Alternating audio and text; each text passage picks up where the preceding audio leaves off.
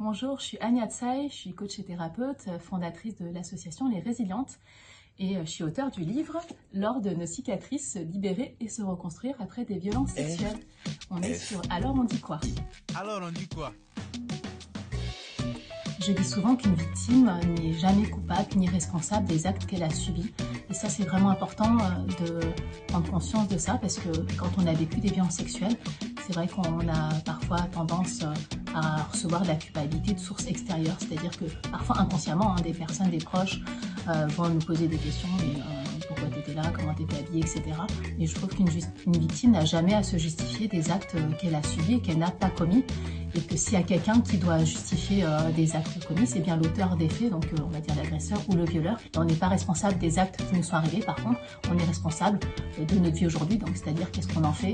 On est responsable du choix qu'on fait si voilà, on choisit d'avancer, de se reconstruire, mais on n'est pas du tout responsable de ce qui nous est arrivé. C'est vrai que je dis souvent que moi je suis une ancienne victime, je veux dire je suis une résiliente même, j'aime ce mot-là. C'est important pour moi à un moment de se défaire de cette étiquette de victime qu'on nous colle en fait ou qu'on se met en fait dans ce statut-là, et je trouve que le mot victime est assez réducteur, même si on a besoin en fait qu'on nous reconnaisse notre statut de victime à un moment dans son parcours, qu'on nous reconnaisse en fait le préjudice qu'on a subi. Le mot victime en soi, ça sous-entend être passif, ça sous-entend subir sa vie, ça sous-entend en fait qu'on est dans l'impuissance.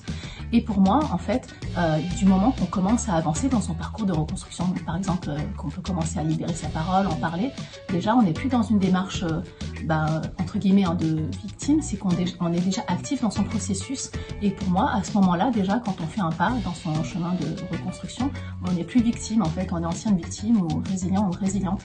Et moi, je trouve que les mots peuvent enfermer, comme ils peuvent aussi libérer, et donc c'est important de ne pas nous enfermer avec des mots, parce que des mots comme victime, ça peut devenir aussi un statut identitaire, et je trouve que ça peut être dangereux de se mettre des étiquettes. Donc libérons-nous de ces étiquettes-là, et moi je préfère choisir le mot résilient, résiliente, qui est quand même plus porteur d'espoir, parce que dans un processus de résilience, on est pleinement actif et on est acteur en fait de sa vie, de sa destinée, des choix qu'on fait, et donc c'est quand même beaucoup plus positif que le mot victime.